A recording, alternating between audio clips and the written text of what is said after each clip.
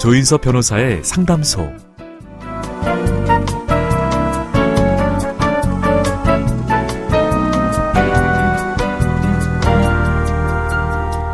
바둑 대국에서 고수는 바로 구경꾼들이라고 합니다. 한 발 뒤로 물러선 채로 바둑판 전체를 볼 수 있기 때문이죠.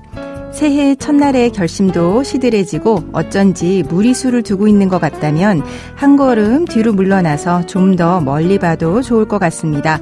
조인섭 변호사의 상담소 지금 문을 열겠습니다.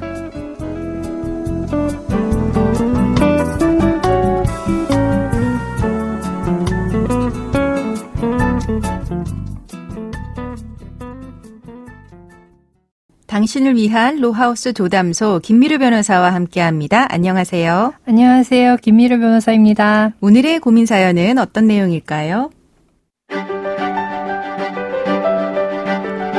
아내는 아이들이 어릴 때부터 집에 있는 걸 싫어했습니다. 새벽마다 외출을 했고 아이들이 조금 컸을 땐 아르바이트를 했죠.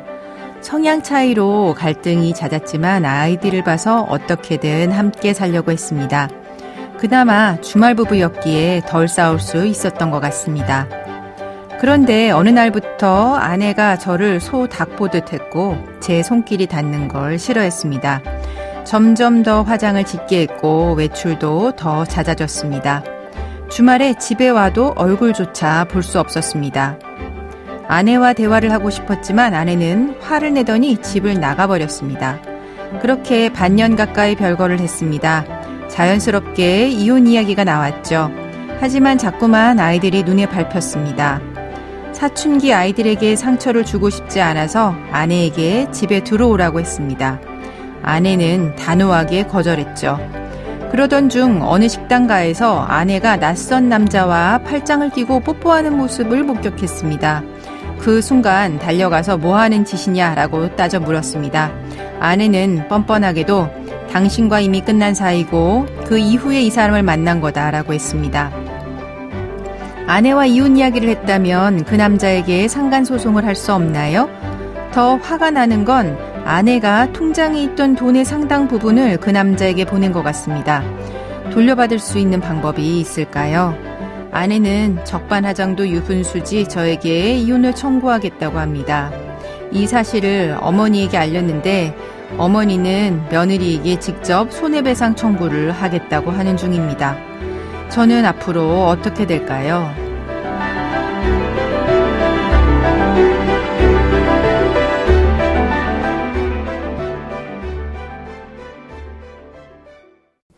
조인섭 변호사의 상담소, 아내와 별거 중에 아내에게 다른 사람이 생긴 것을 알게 된 분의 사연이었습니다. 사연만 보면 아내가 좀 너무하다는 생각이 들거든요. 네, 결혼 생활에도 좀 소홀하셨던 것 같고, 네. 별거한 지 얼마 안 된 상태에서 이제 남자도 만나고 해서, 좀 너무하다는 생각이 듭니다. 네. 그러면 지금 이제 별거 중에 부정행위가 이제 쟁점인데, 별거 기간이 짧다라고 하면은 이혼 논의가 있었다라고 하더라도 상간소송 제기할 수 있을까요? 네, 저희 법원은 부부가 단순히 별거하기 시작했다는 사정만으로 혼인관계가 파탄되었다고 단정하지는 않습니다. 네. 그 혼인관계 지속 기간, 별거 기간, 교류 정도 등 모두 고려했을 때 부부 사이에 법률혼이 실체가 없을 정도로 완전히 파탄에 이르게 되었다고 보여지지 않는다면 별거 이후에 외도를 했다 하더라도 상간자 소송 제기하실 수 있습니다. 네. 그럼 만약에 별거 기간이 길다면요? 그 별거 기간이 길면 조금 생각을 해보셔야 될 부분이 이제 판례 중에는 부부가 장기간 별거하는 등의 사정으로 실질적으로 부부 공동생활이 파탄되어 실체가 더 이상 존재하지 않고 객관적으로 회복할 수 없는 경우에 이르게 된다고 하면 그 이후의 외도 행위에 대해서는 제3자 불법 행위가 성립할 수 없다고 보고 있습니다. 네, 그렇군요. 그럼 사연자분 같은 경우는 어떻게 될까요? 그 별거 기간이 장기간이 아니라고 저는 생각이 되고요. 아주 6개월밖에 안 되셨기 때문에 네. 그래서 중간에 이혼 논의를 하셨다 하더라도 상간자 소송은 제기하실 수 있다고 보여집니다. 네, 그렇군요. 그럼 이런 상황에서 그럼 유책 배우자인데 아내가 이혼을 오히려 청구하겠다고 하고 있습니다. 네. 네, 이런 유책 배우자인 아내 이혼 청구 인정될 가능성이 있을까요?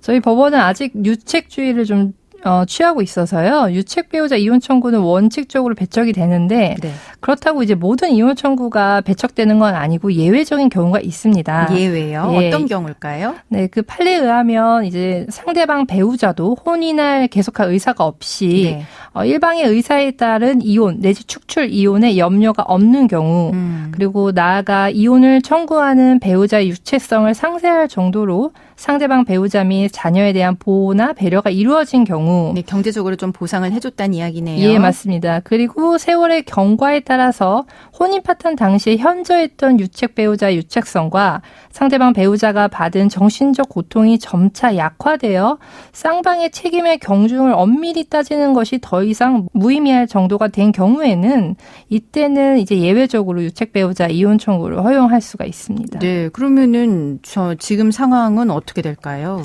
그 본사안에서 아내분이 이제 가출하고 자녀들의 방치하는 등 이제 유책성이 더 큰 것으로 보여지고요. 네. 사연자분이 별거 뭐 하기 전에 이제 이혼 등에 대해서 이야기는 했지만 별거 이후에 또 이제 재결합을 희망하시고 있고 네. 혼인을 계속할 의사가 없음이 뭐 객관적으로 하거나 오기나 보복의 감정에서 이혼에 응하지 않다고 보기는 좀 어려워 보이기 때문에 네. 이 사건에서는 유책 배우자인 아내분의 이혼 청구가 허용되지 않을 것으로 보여집니다. 그렇군요. 그러니까 아내의 이혼 청구 인정되지 않을 가능성이 더 많다라고 네. 하는 거죠. 그리고 그럼 이런 상황에서 사연자분의 어머니가 며느리인 아내를 상대로 손해배상 청구를 하겠다고 합니다. 네. 부모가 외도 행위자인 며느리한테 손해배상 청구할 수 있을까요? 우선 외도한 배우자한테 손해배상을 청구할 수 있는 근거가 민법 제826조의 네. 부부의 동거 협조 의무 위반입니다. 네. 이게 뭐 동거 의무 내지 부부 공동생활 유지 의무는 부부가 이제 부정행위를 하지 아니할 성적 성실 의무도 같이 포함을 하고 있는데요. 네. 그런데 이런 민법 826조 이 부부의 동거 부양 협조 의무는 배우자에 대한 의무지 배우자의 가족들에 대해서 부담하는 의무라고는 볼 수가 없습니다. 그렇긴 하죠. 그래서 안타깝지만 이제 사연자 부부님이 이제 정신적 고통을 겪었다 해도 이제 아내의 부정행위가 사연자 부모에 대해서 불법 행위를 구성한다고는 보기 어렵습니다. 이게 된다고 하면은 우리나라의 소송이 엄청 늘어날 것 같아요. 네, 맞습니다. 그렇죠? 부모님 된다고 하면 자녀들까지 다 네, 이제 네, 상간자 맞습니다. 상대로 소송하면은 뭐 변호사 입장에선 좋겠지만 네. 이게 완전히 그냥 난리가 나는 거죠. 네. 네. 그러면 지금 아내가 상간자한테 또 돈을 준 정황이 있습니다. 네. 이 돈 돌려받을 수 있을까요? 실은 아내가 어떤 명목으로 돈을 줬는지 정확히 나와 있진 않지만 그냥 이제 증여한 것처럼 보여진다고 하면 네. 이제 회복하거나 이제 반환을 받기는 쉽지 않고요. 네. 이제 다만 이제 만약에 이혼을 하시게 된다면 그리고 그 돈이 상당한 금원인 경우에는 이게 아내가 부부 공동생활에 필요한 자금이 아니기 때문에 이를 상간자한테 대여한 금원이라고 보거나 아니면 뭐 아내가 보유 추정한 금원이라고 보고 분할 대상에 상대방 대상으로 포함시킬 수 있다라는 네. 점을 좀 말씀드리고 싶습니다. 네, 최근 서울고등법원에 이제 유명한 이제 이혼 사건에서 이제 배우자 아닌 제3자한테 준 돈이 재산분할 대상에 포함된 적이 있었습니다. 네, 맞습니다. 네. 그럼 지금까지 상담 내용을 정리해 보자면 사연자분의 별거 기간이 짧다라고 하면 이혼 논의가 있었다라고 하더라도 상간 소송 제기할 수 있고요. 이런 상황에서 아내는 유책 배우자임에도 불구하고 본인이 이혼 청구를 하겠다고 하지만 아내의 이혼 청구는 인정되지 않을 가능성이 많다라고 알려드렸습니다. 그리고 부모가 외도 행위자인 며느리한테 손해배상 청구하는 거는 아직 우리 법원에서는 인정되지 않는다라고 말씀드렸고 아내가 상간자한테 지급한 금원은 회복하기는 어렵지만 이혼 시 공동재산 분할 대상으로 삼아볼 수 있다라고 알려드렸습니다. 지금까지 법무법인 신세계로의 김미루 변호사와 함께했습니다. 감사합니다. 조인섭 변호사의 상담소는 유튜브와 홈페이지를 통해서 다시 듣게 하실 수 있습니다. 궁금한 점이나 건의할 사항이 있으면 홈페이지 상담 게시판에 글 남겨주세요. 법무법인 신세계로에 따로 연락을 주셔도 좋습니다.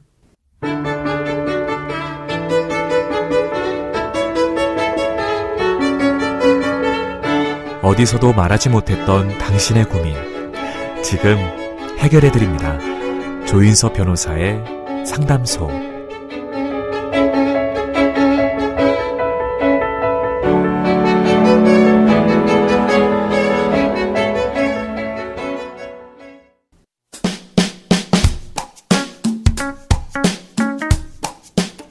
알아두면 쓸데있는 법률 이야기 알쓸법 시간입니다.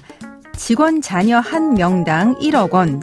어느 대기업에서 출생 문제 해결하기 위해서 파격적인 출산 장려금 지급 정책을 시행했습니다. 그 결과 어떻게 됐을까요?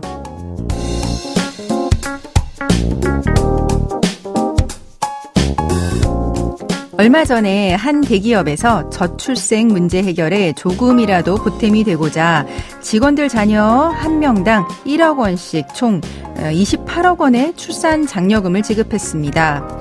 출산 장려금 지급 정책은 지난해부터 시행됐는데요. 이 대기업의 사내 출생률은 늘었다고 합니다. 2021년부터 2023년까지 연평균 23명의 직원 자녀가 태어났는데 지난해부터 올해 1월까지는 5명이 늘어서 총 28명이 태어났다고 합니다. 세금도 떼지 않고 현금으로 지급이 되는 1억 원의 출산 장려금이 경제적 부담 경감 효과를 나타낸 것으로 보인다고 하는데요. 경제적인 이유로 출산을 고민 중인 부부에게는 정말 고마운 회사 복지일 것 같네요. 조인섭 변호사의 상담소, 조담소는 언제나 당신과 함께합니다. 끝곡으로 알란 파슨스 프로젝트의 Don't Answer Me 들려드리면서 저는 이만 인사드립니다. 지금까지 로이어 조인섭이었습니다.